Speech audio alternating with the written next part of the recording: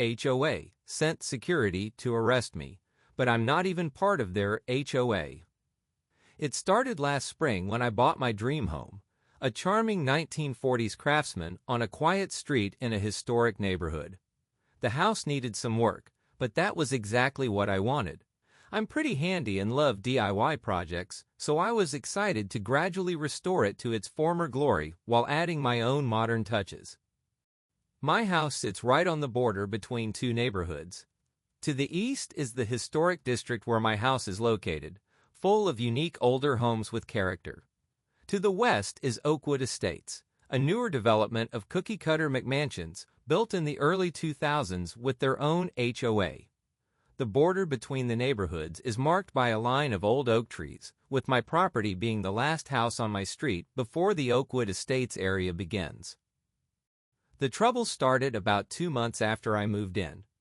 I was in my front yard one Saturday morning, tearing out some overgrown bushes to make way for a new garden bed, when a woman I'd never seen before marched up my driveway like she owned the place.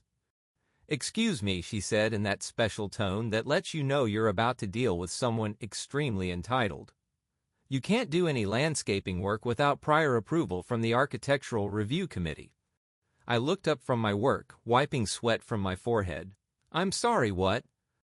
"All exterior modifications need to be submitted in writing and approved by the committee," she continued, pulling out her phone and apparently taking pictures of my yard work in progress. "This is a clear violation of the HOA bylaws. I'm going to have to write you up." I stood up, brushing dirt off my gardening gloves. "Ma'am, I'm not part of your HOA. This is part of the historic district."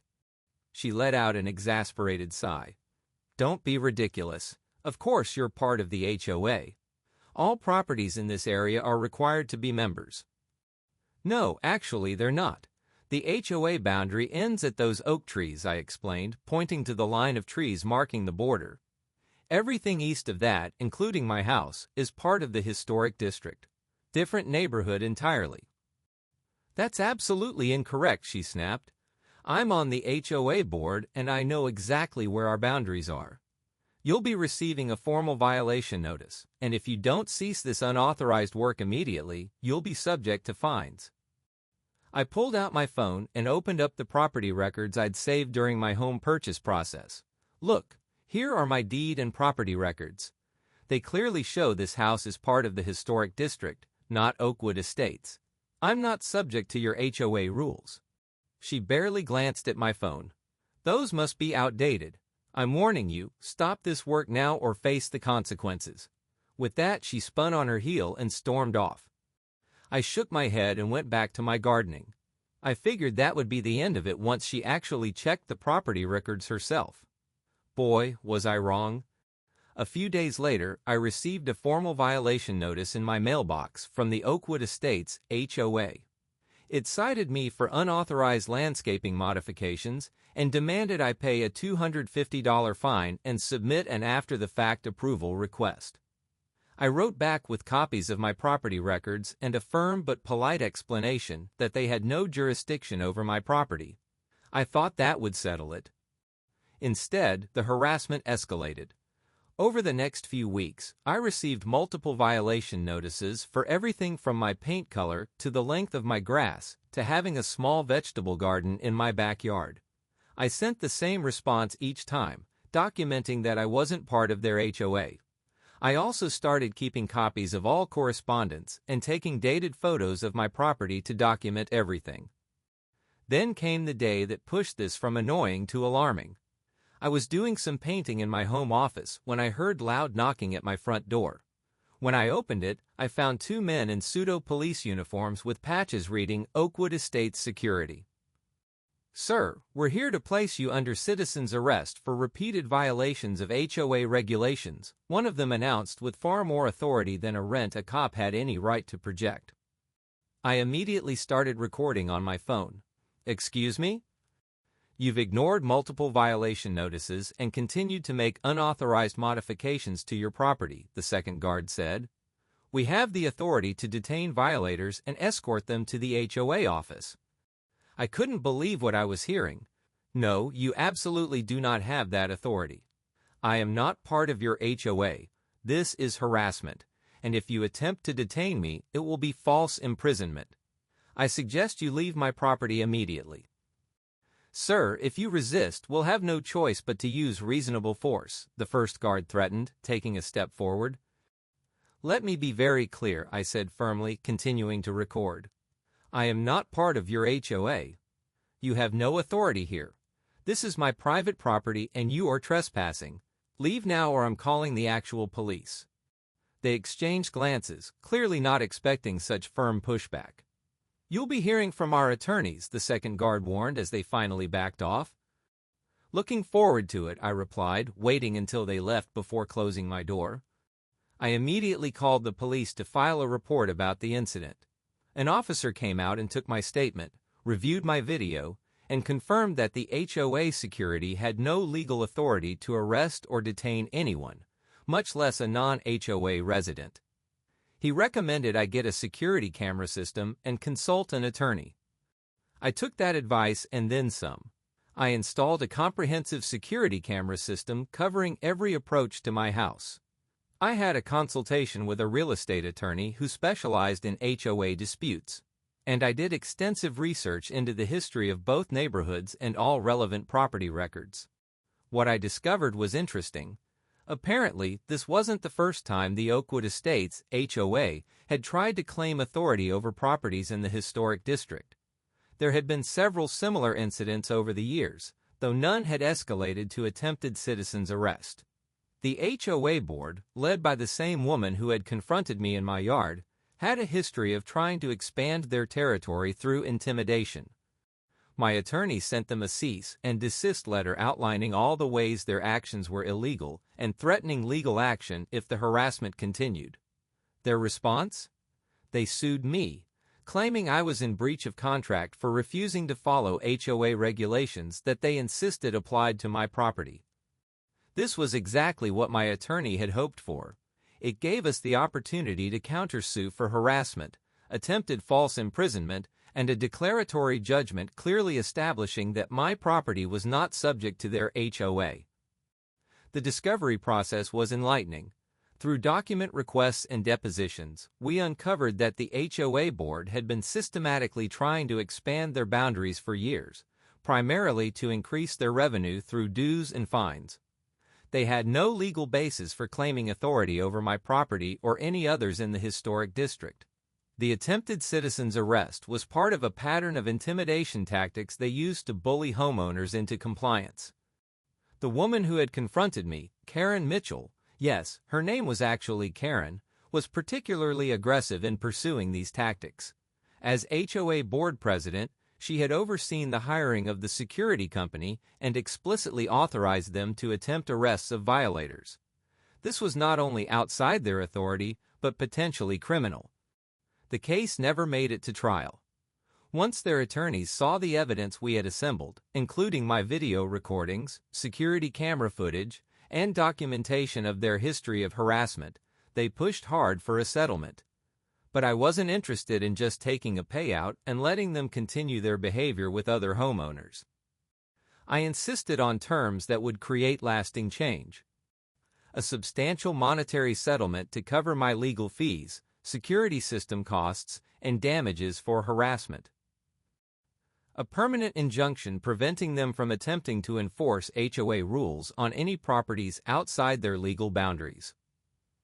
3. Removal of the current HOA board members, including Karen Mitchell. 4.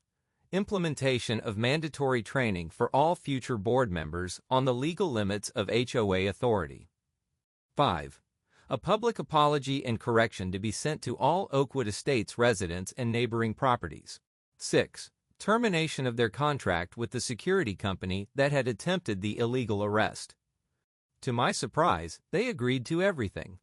I think they realized how bad it would look to have all of this aired in open court, especially the attempted citizen's arrest incident. The settlement was finalized 3 weeks ago. Karen Mitchell and the rest of the board were forced to resign. The security company was fired and is now under investigation by the state licensing board. Every homeowner in both neighborhoods received a detailed letter explaining that the HOA had been operating outside its authority and outlining the steps being taken to prevent future abuse. The new HOA board seems much more reasonable. They've hired actual legal counsel to advise them and are focused on properly managing their own neighborhood rather than trying to expand their empire. I've had no further issues since the settlement was finalized. I learned a lot through this experience. First, always know your property rights and keep good records. Second, stand firm when you know you're in the right, even in the face of intimidation. Third, sometimes you have to fight not just for yourself, but to prevent others from facing similar abuse. The best part? I used part of the settlement money to finish my garden renovation, the very project that started all this drama. It looks beautiful now, filled with native plants and vegetables, and there's not a thing any HOA can say about it. I did save one small piece of the settlement money for something special. I commissioned a custom sign for my garden that reads, Historic District Property, HOA, Free Zone since 1940. I made sure it complies with all historic district guidelines, of course. Karen Mitchell's replacement on the HOA board actually complimented it last week. For those wondering about specific legal details, the settlement amount was in the low six figures, most of which went to legal fees and creating that mandatory training program for future board members. The injunction includes specific penalties if they violate its terms, including personal liability for board members who attempt to exceed their authority. The security company lost their contract with 3 other HOAs after this incident came to light. I've since connected with some of the other homeowners who had been harassed by the HOA in the past. We've formed an informal neighborhood watch group to help protect against HOA overreach in the future. Several of them have told me they wished they'd stood up to the HOA like I did, but they were intimidated by the legal costs and potential drama. I'm glad I had the resources and support to see this through to the end. My advice to anyone facing similar HOA harassment: document everything, know your rights, and don't be afraid to fight back. These organizations only have the power we allow them to have. When they exceed their authority, they need to be held accountable. As a funny epilogue, I ran into Karen Mitchell at the local hardware store last month. She turned bright red and practically ran down the aisle to avoid me. I guess some people never learn grace in defeat. But at least she's no longer in a position to harass innocent homeowners.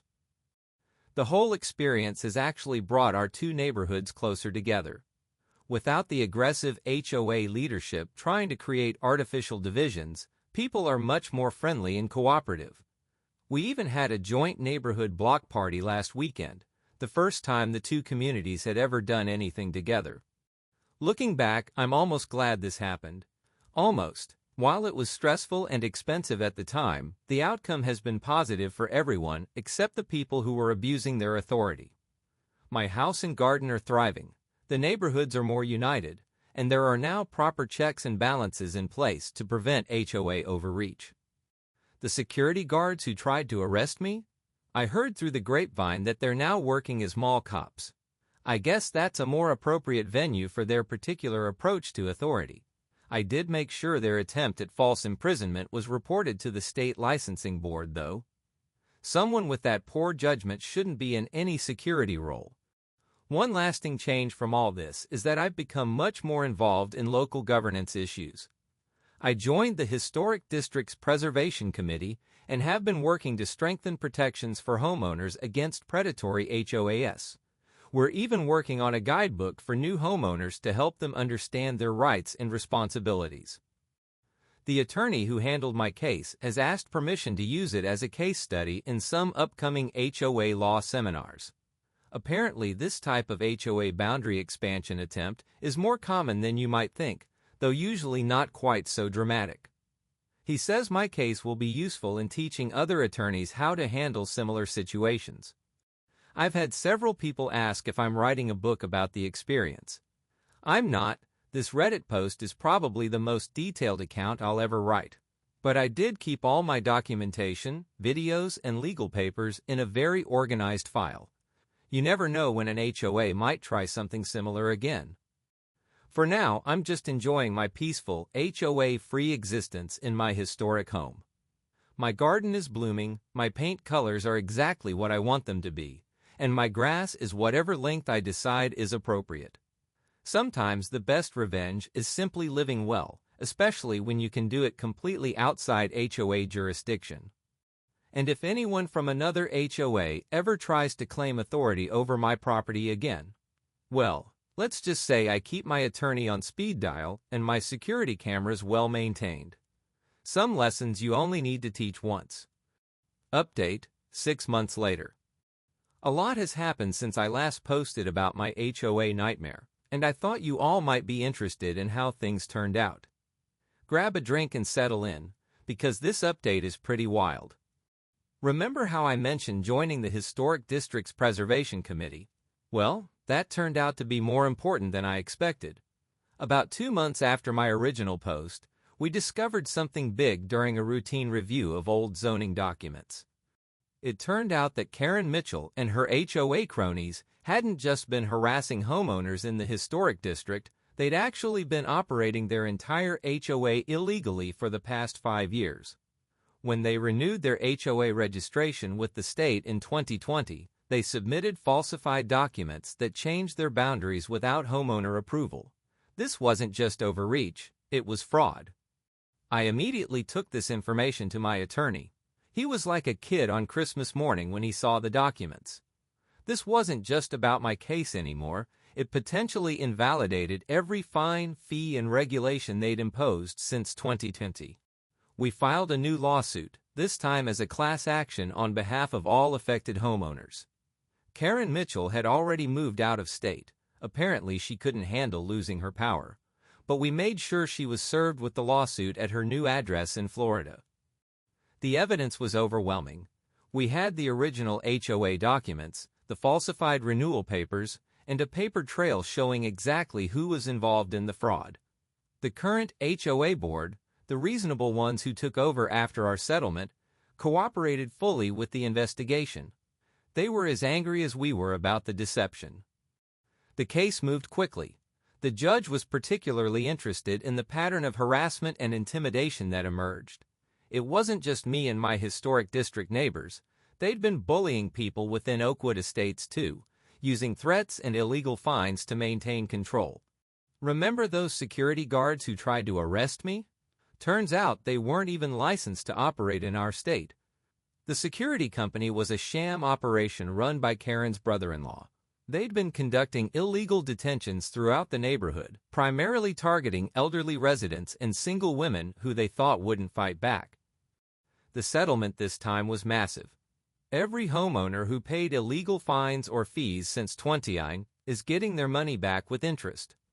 The HOA's insurance company is covering most of it, but Karen and her fellow former board members are personally liable for a significant portion. But here's the best part. The judge didn't just order monetary damages. He mandated a complete restructuring of the HOA's governance system. Now, any major decisions require a 75% vote from all homeowners, not just the board. All financial records must be independently audited annually and made public to residents. And most importantly, there are now criminal penalties for board members who knowingly exceed their authority. The case has become a landmark in HOA law. My attorney has been invited to speak at several legal conferences about it, and the state legislature is using it as a case study while drafting new HOA regulations. They're calling it the Mitchell Act, a set of proposed laws that would create strict oversight of HOAs and serious consequences for board members who abuse their power. As for personal consequences, Karen Mitchell and 3 other former board members are facing criminal charges for fraud and conspiracy. The district attorney's office is particularly interested in their use of unlicensed security personnel to intimidate residents. They're looking at potential felony charges. The security company has been shut down completely. Karen's brother-in-law is also facing charges, and several of their former guards are cooperating with prosecutors in exchange for reduced sentences. The stories they're telling about what went on in that neighborhood are shocking.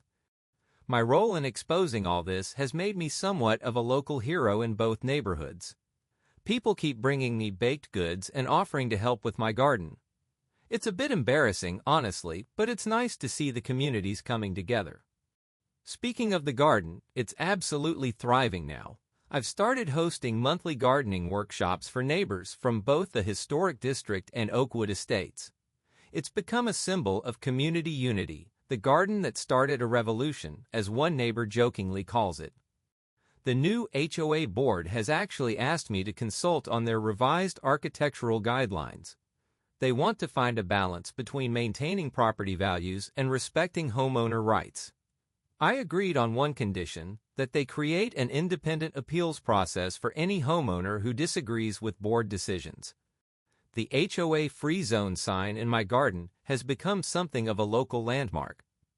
People stop to take pictures with it, and I've had requests to make copies. I'm thinking about selling them and donating the proceeds to a legal fund for homeowners fighting HOA abuse. One interesting development, several other HOAs in the area have reached out to learn from this situation. They're proactively reforming their own governance structures to prevent similar abuses. It's creating a ripple effect of positive change throughout the region. The Historic District Preservation Committee has also grown stronger through all this. We've developed a comprehensive handbook for homeowners that clearly outlines property rights, local regulations, and resources for dealing with boundary disputes. Other historic districts around the state have asked to use it as a template. Last week, I received a letter from a law professor at the state university. She's writing a textbook chapter about HOA law and wants to include our case as a primary example of both what can go wrong and how homeowners can effectively fight back. I've agreed to let her use all my documentation and recordings. The financial aftermath has been significant. Beyond the settlement money, the exposure of the fraud has led to investigations of several local real estate deals where Karen and her board had forced homeowners to sell through aggressive enforcement of HOA rules. Those cases are still ongoing, but it looks like there will be more legal consequences. I've been asked many times if I regret buying a house next to an HOA, given everything that happened. Honestly, I don't. This experience has shown me the importance of standing up to bullies and fighting for what's right. The positive changes that have come from it have made the stress worthwhile. The neighborhood dynamics have completely transformed. Without the cloud of HOA tyranny hanging over everything, people are friendlier and more cooperative. We've started a community garden on some unused HOA land, properly approved by homeowner vote, of course. And there are regular social events that bring both neighborhoods together. Karen's house, which sat empty for months after she fled to Florida, finally sold. The new owners are a lovely young couple who've thrown themselves into community activities. They attended their first HOA meeting last week and said they couldn't believe the stories about how things used to be. One unexpected outcome: local real estate agents now specifically advertise properties in our neighborhoods as having reformed, homeowner-friendly, HOA governance, or historic district protection. Property values in both areas have actually increased since all this came to light. The legal precedents set by our case have had broader implications. 3 other HOAs in the state have been forced to restructure after similar patterns of abuse were exposed. The State Attorney General's office has created a special task force to investigate HOA fraud and overreach. My security cameras are still up and running, but these days they mostly capture wildlife and waves from neighbors. I've kept all the documentation from both cases in a fireproof safe, though. Sometimes I look through it just to remind myself how far we've come. Last month, we had a neighborhood-wide celebration to mark 1 year since the original settlement. Someone made a cake decorated like my garden, complete with a tiny HOA free zone sign. The new HOA board president gave a speech about the importance of community over control. It was a powerful moment. The attorney who handled both cases has become a good friend. We're working together on a guide for homeowners about how to effectively challenge HOA overreach. It's currently being reviewed by a publisher and should be out next year. I've had offers to sell my house for well above market value, but I'm not going anywhere. This place and this community mean more to me now than ever. Every time I work in my garden or chat with neighbors, I'm reminded that standing up for what's right, even when it's difficult, can create lasting positive change. As for that mandatory training program for HOA board members that was part of the original settlement, it's been so successful that the state is considering making it a requirement for all HOA board members. They're using our case as a primary example of why such training is necessary. The story made it to several national news outlets, leading to a broader conversation about HOA reform across the country. I've received messages from homeowners in other states who are using our case as a template for challenging their own HOA abuses. Looking ahead, I'm cautiously optimistic about the future of HOA governance in our area. The new systems of checks and balances seem to be working well, and there's a genuine commitment to maintaining that balance between community standards and homeowner rights. For anyone else dealing with HOA harassment or overreach, remember this: you have more power than you think. Document everything, know your rights, and don't be afraid to fight back. Change is possible, even against seemingly insurmountable odds. As for me, I'm looking forward to spring planting in my garden. The new raised beds are ready for vegetables, the native plants are established, and not a single HOA violation notice in sight. Life is good in the HOA-free zone. The end, for real this time.